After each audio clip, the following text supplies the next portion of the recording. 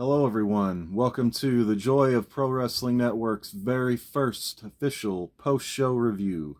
Tonight, we're discussing AEW Dynamite, Winter is Coming, 2021, held at the Curtis Colwell Center in Garland, Texas.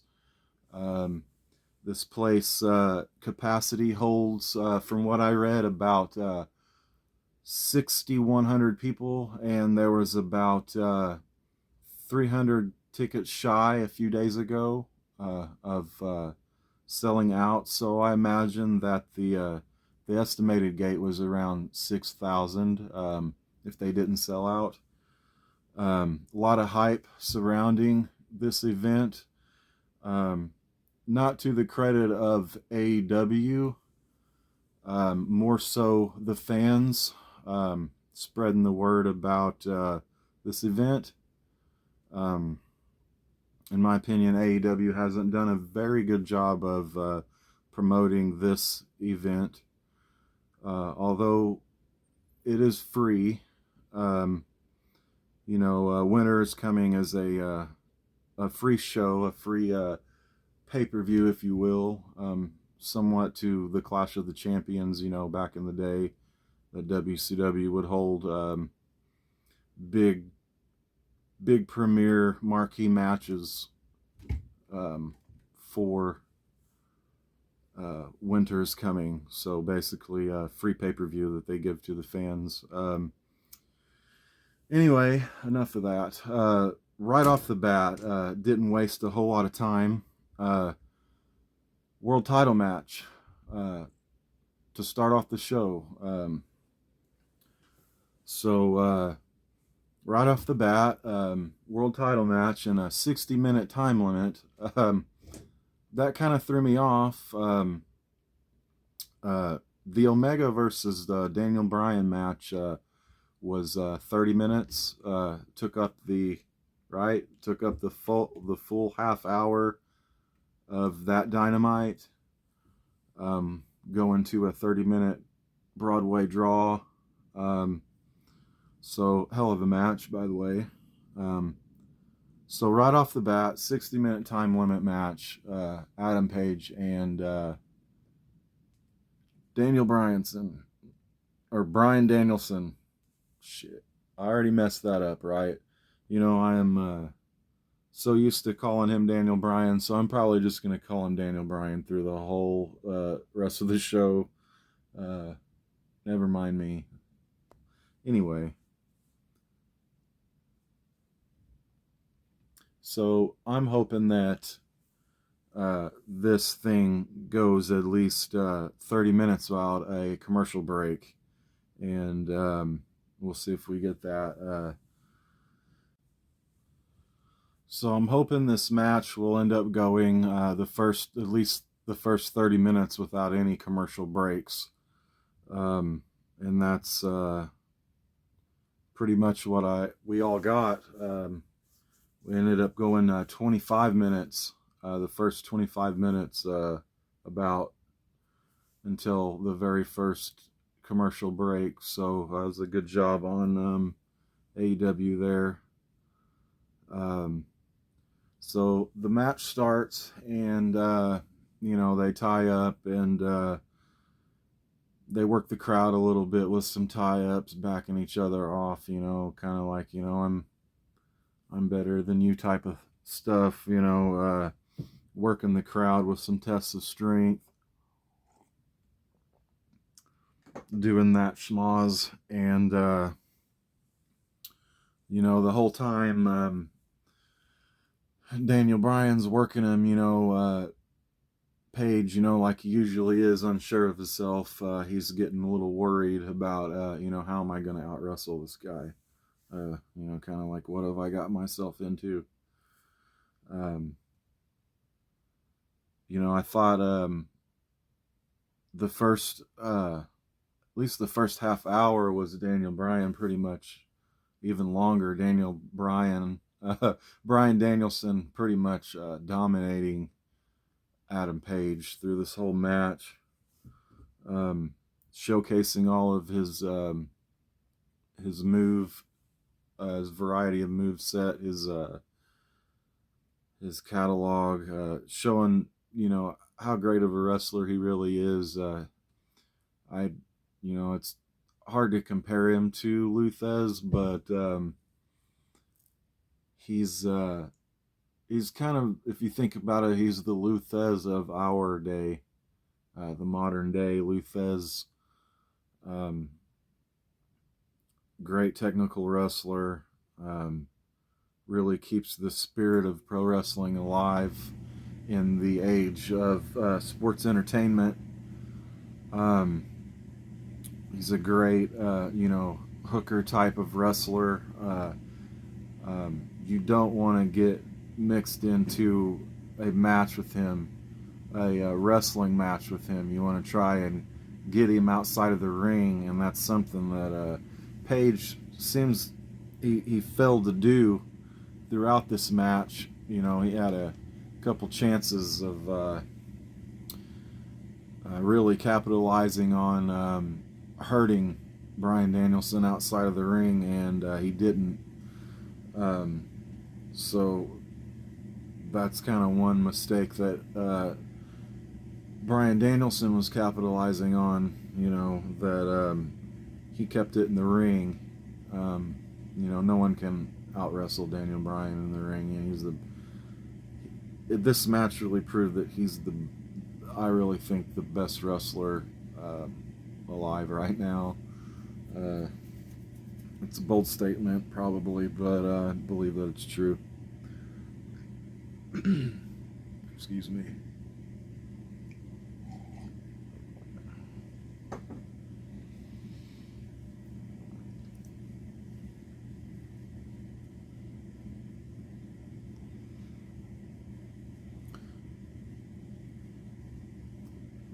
I'm reading some of my notes. Jim Cornette, there's a lot of Jim Cornette signs out in the crowd. There was even a dude, I think one of the dudes that had the sign that said the cult of meat with extra cheese. I think he was even wearing the Cornette shirt, and there's a couple other Cornette signs out in the audience tonight. So Cornette's getting some attention on the AEW show, whether it's good or bad. So Daniel Bryan,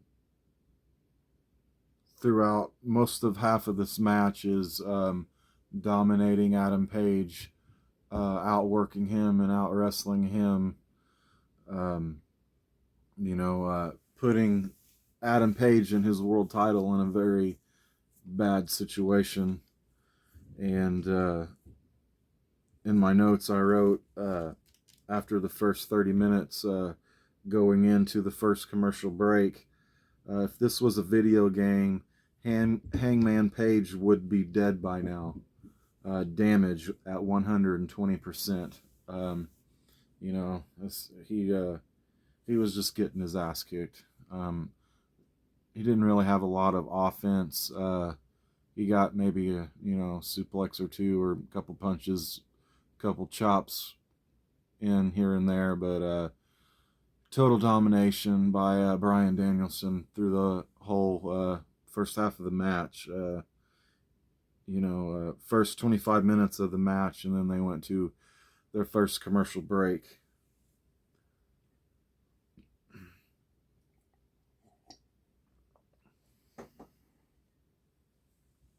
So during the commercial breaks, they have the live reel-to-reel, picture-to-picture, so you can see the match during the commercial break. You can see the live, what's going on, see what you're missing during commercials. So they come back from break, and Hangman's still getting his ass kicked by Daniel Bryan. It's like 35 minutes into the match. At this point, he really needs to get Daniel Bryan on the outside and quit trying to wrestle with him. He's, on the verge of losing. Even though I don't think I might have missed it, but during the first half hour, or at least up until this point, there weren't any pin attempts. Um, so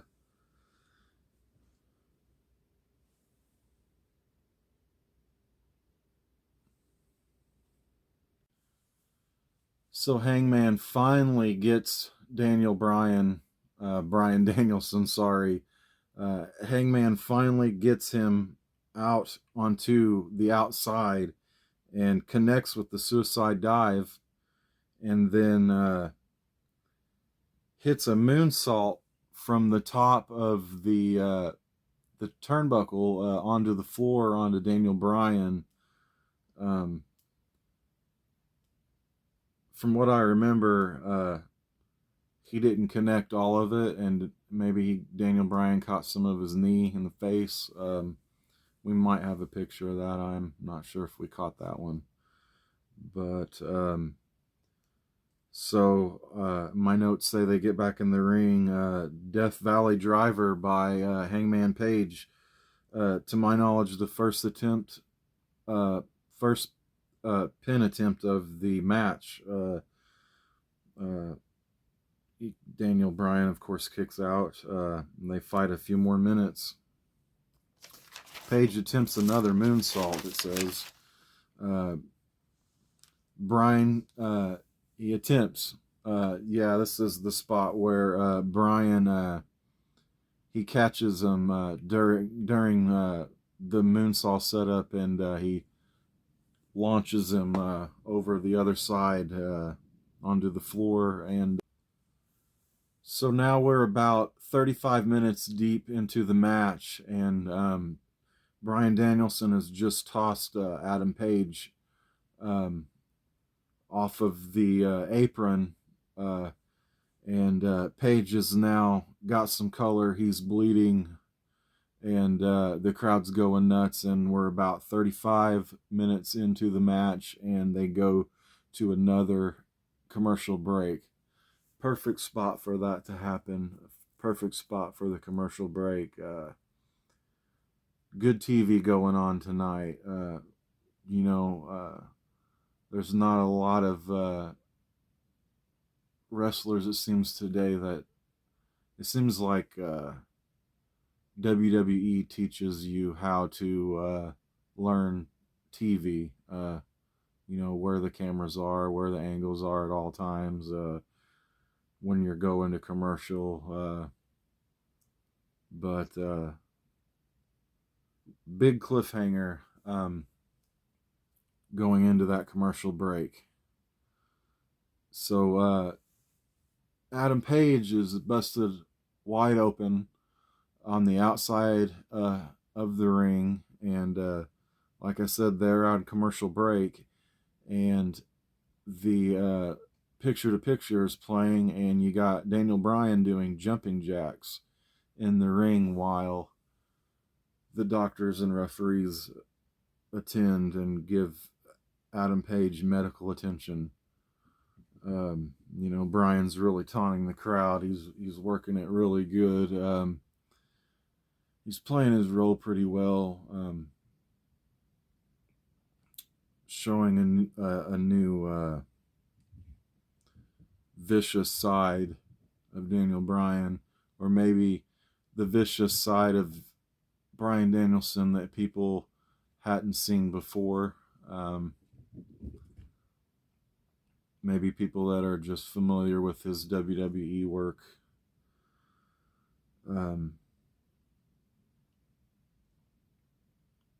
Anyhow, they come back from break about 40 minutes into the match at this point, and Page is still getting medical attention outside, and Daniel Bryan says, "F that, I'm going to beat him up some more." So, they come back from break, and Daniel Bryan's outside the ring whooping up on him. There was a spot they did where he pulled on his injured shoulder, did on the turnbuckle, on the ring post. So he's really working his shoulder, and they did a really good job of working each other's injuries. There was a spot where they were wrestling on the apron, and Daniel Bryan was giving him some good kicks, and then he missed one and kicked the ring post and injured his leg. So Page started working his leg. So that really added to the dynamic of the end of the match when they could barely stand, the both of them. There's a spot where Adam Page gets him into a figure four to work the leg, and neither one can stand. Notes say Page puts Bryan into the figure four, and Bryan rolls out, and they go to another commercial break. Only this time there's no picture to picture. So in my head, a little bit, I was thinking about sometimes back in the day. I know they probably wouldn't do this, but sometimes back in the day, WCW would do silly things like they would go to break, and they would end the match like during the commercial break. So they'd run out of time, or you know what I'm saying. But I was kind of hoping they wouldn't do that to us, that they wouldn't just in the match real weird during the commercial break. I don't know. That's pretty far out from happening, I'm sure, but that was in the back of my mind. So they come back from the break. I guess both men are trying to get to their feet. Page had him in the figure four, and Daniel Bryan rolled out. I'm not sure, because there was no picture to picture what was happening during that break, but I don't think we missed much. I think that they were just trying to gain any kind of strength that they had to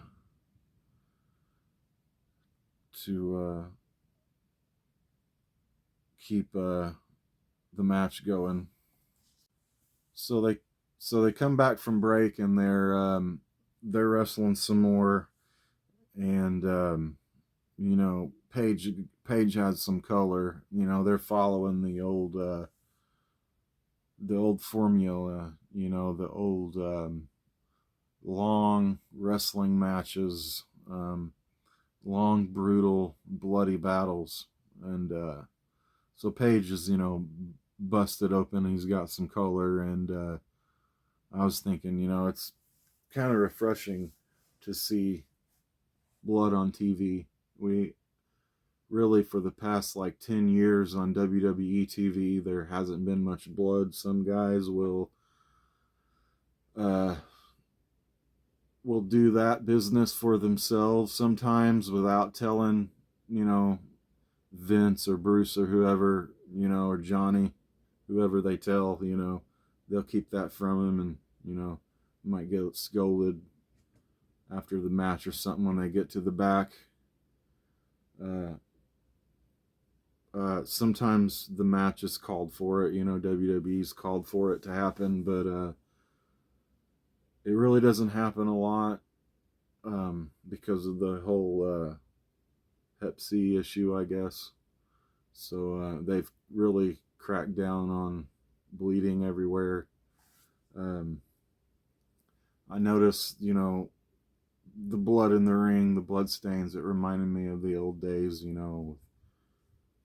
Flair and Wyndham and Terry Funk, and they're all beating the hell out of each other. Harley Race, and there's blood all over.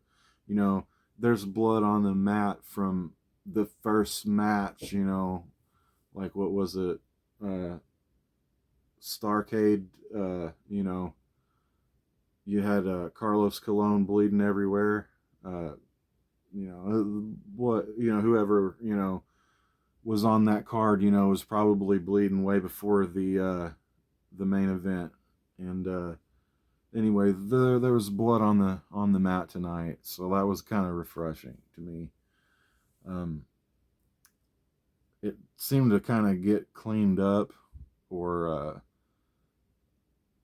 I don't. It didn't seem like after the. That's irrelevant, I guess, but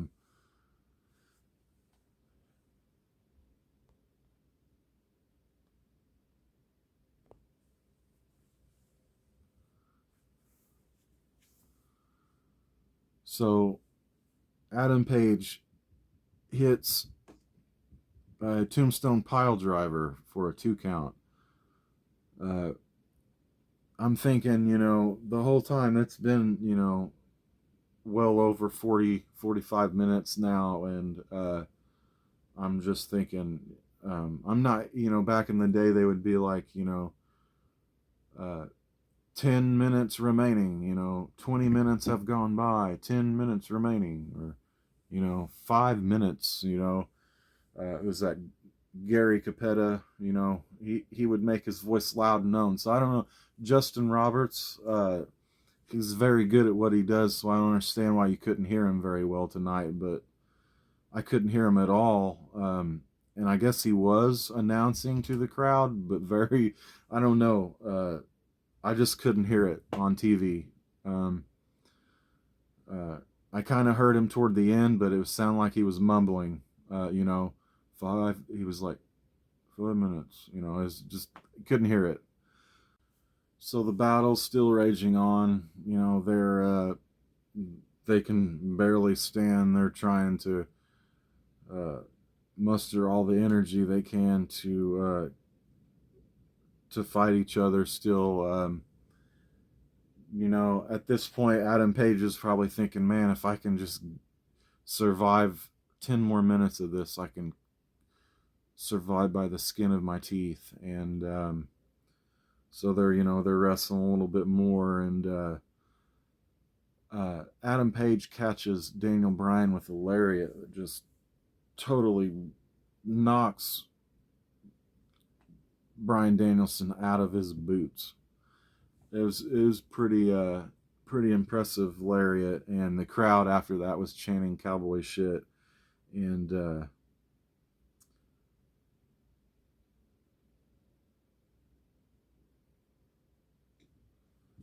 at this point, there's 5 minutes left.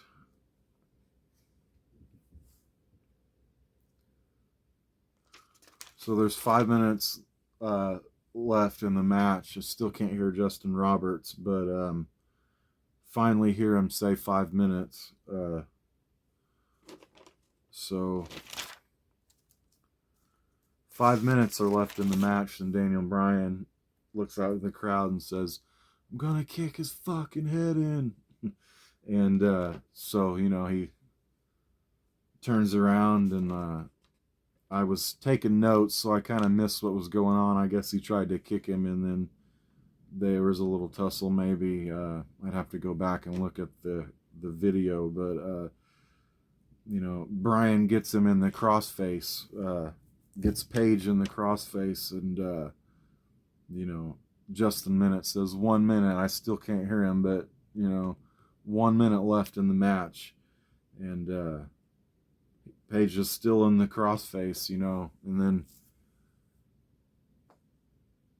gets up and hits his buckshot lariat, and I believe he hit 2 of them, and after he hits that buckshot lariat, the one to really do Daniel Bryan in, because if he would have got the pin, he probably would have won there. He hits the move. He hits hits the lariat, and the match ends. Time limit, 60-minute Broadway draw. Time has expired.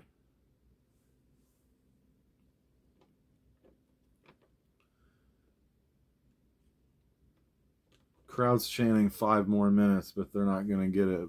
It's a good cliffhanger into the next segment of the show, after the big match.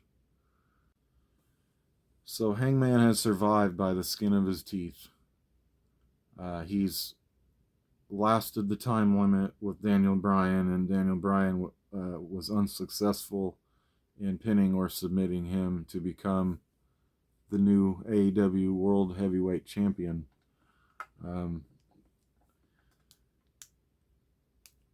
I really thought Daniel Bryan, I kind of had the idea that they might do a draw. I really didn't think it was going to be 60 minutes, and it ended up being 60 minutes, which was fantastic. This match was probably, I really wanted a winner. I'd probably give it about a 3.5. I really wanted a winner. I'd give it a 4. Maybe 4.5. It really served its purpose. The match really showcased Daniel Bryan, how good he is and how he should be respected in the business. And it showcased Adam Page that he can go. He can go with Daniel Bryan. So if you can go with Daniel Bryan for 60 minutes, you can go with anyone. And he proved that to me tonight, because I was just,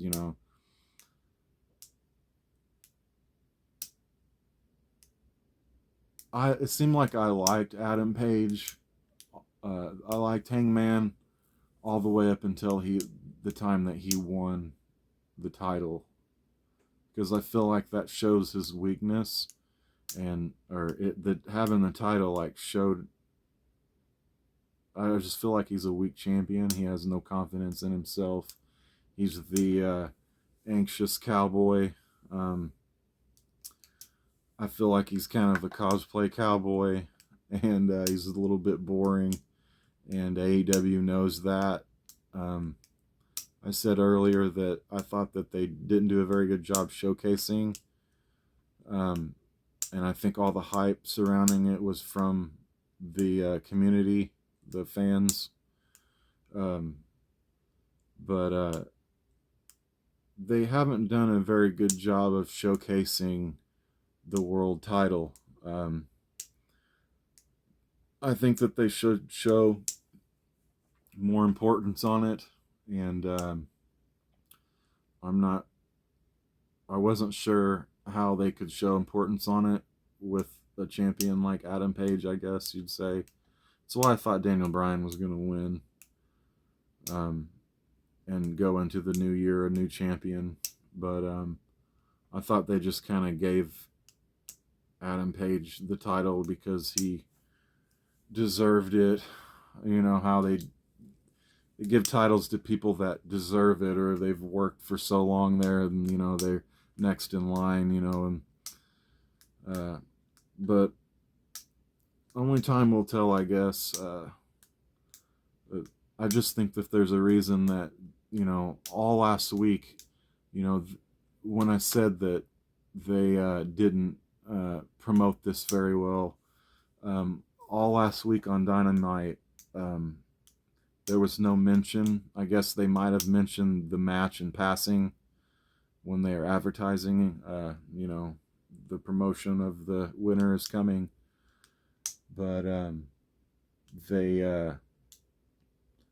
they really didn't talk too much, about the World Championship or the match. They just focus on each segment. It seems like that's how they've been doing their shows. They focus on each segment, and they don't really book the show. They don't really write the show to make it all fit together at the end. So you didn't see your world champion at all until the last 2 or 3 minutes. And he did, when Daniel Bryan was beating the hell out of Josh Silver. That's really how much I care about him. I don't even really know his name. Hungy is what they call him. I think them guys focus too much on their podcast and their BTE show on, YouTube or whatever than they do their matches, but it's besides the point. where was I? I don't even, I kind of get lost sometimes. You'll have to excuse me. But Cosplay Cowboy, Hangman Page, he importance on the belt. They went that whole Dynamite last week of the belt didn't make an appearance on the show once, and the championship, in my opinion, the World Heavyweight Championship belt should be showcased on your show as much as your top star, because basically it is your top star, in my opinion. No mention of tonight's match on last week's show, up until the very last match when Daniel Bryan was in the match with Silver, or kicking Silver's head in, like he said he would, and then I guess that finally gets Hangman so upset to where he'll come out and defend his little buddy, and and forget his title belt in the back. It pissed him off so much that he didn't bring his belt with him, and I just didn't understand why he didn't cut a promo as champion, and that was on that show somewhere. I don't understand why the promotion wasn't a little better on it, but I kind of felt that they didn't have faith, or they didn't have faith in Hangman Page. I thought he would lose tonight, but proved me wrong. We went to a draw. Nice 60-minute Broadway. Great match. The match is up there. It was really good. I really was happy with. I really thought that MJF and Darby match, it was at Full Gear. Anyway, they had a match at a pay-per-view that was really, really awesome, and it was up there with the Omega and Daniel Bryanson, or Bryan Danielson match. I'm just going to call him Daniel Bryan from now on. Tired of getting my tongue tied. But yeah, AEW really capitalized on the old formula, long, brutal wrestling, hard-nosed, physical matches, blood, went the limit, and they really did a good job. And this match was probably, I'd say, match of the year. It's a classic for sure. One thing is, though, I don't know how long they will be able to go and do the Broadways before people are tired of it and they want, an actual result. So we'll see how long they use that certain formula, but it seems to be working. And so the rest of the show, Wardlow and Matt Sydal. This was a squash match. Nothing much happened here. I was expecting a little bit of a fight from Sydal, because he's a veteran, this and that, but they really made Wardlow look strong tonight, like they should. But Sean Spears was out there with him, and the chairman, and he got on the mic, and before Wardlow, did his power bombers move or whatever, he got on the mic and was like, wait, you don't have to do it again, like before he even did the first one. But anyway, so he tells them, you don't have to do it again, and the match is over, just pin him. And he does it again anyway, and then he finally pins him, and then Spears gets in the ring and hits him with a chair a couple times, hits Sydal with a chair a couple times, and then gets a phone call from MJF telling Sean Spears that Wardlow needs to get the champagne ready for his celebration. Wardlow didn't look too happy about it, but he ended up leaving with Spears. So we'll see how long Wardlow lasts being their little bitch boy. I don't think it's got much. I think it's time's about to expire on that ticking time bomb, but we shall see. So the next match, Serena Deeb versus Akiru Shida. I'm gonna be honest. Don't really know much about the history of this match. You know, I kind of watched AEW in passing, and I really started paying attention to it. You know, every detail of it when CM Punk came back. So I don't recall seeing these two fight. Or at least they haven't wrestled the past 2 or 3 months that I've been watching, dedicatedly watching AEW. But it was the rubber match between the two. The crowd seemed a little silent, like they, you know, they didn't care much, like I didn't, you know. And actually, you know, after what they saw with Daniel Bryan and Hangman, you know, it's the crowd needed a little break, you know, because stress levels were high during that. They really did a great job, but Shida ended up winning.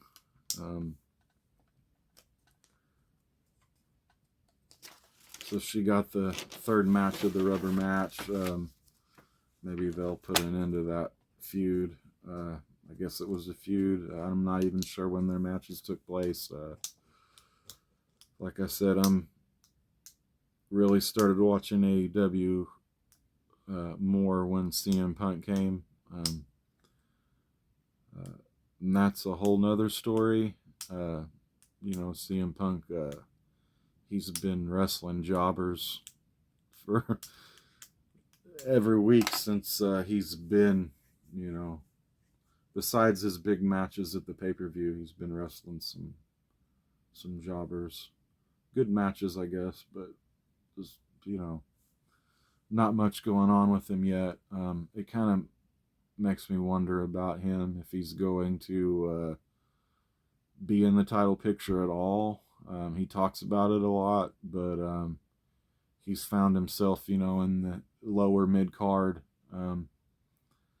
But it's you know, I'm sure it's to the benefit to a lot of the younger guys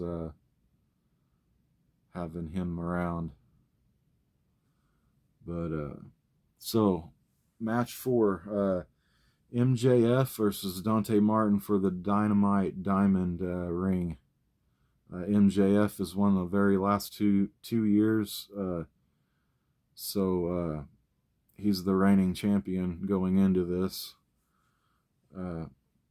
MJF comes right out and he cuts a promo right off the bat before the match starts, talking about how big of a dump the city is, and then he starts to shoot a little cut up promo on CM Punk out there, and made a reference, another WWE reference. It seems like every time this dude talks, he's talking about WWE and he's referencing WWE. But he's comparing to CM Punk to Ryback. That was in my notes. I don't even remember what he said. I'd have to go back and look. But another WWE shout out on AEW TV.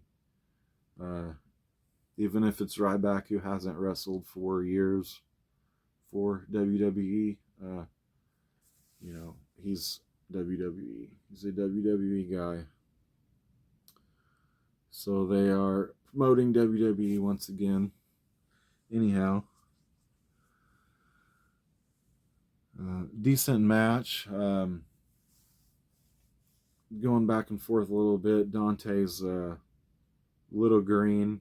MJF, caught him calling the match a few times. He was discreet about it, though. It was just, you have the eye. You can, what's going on in the match.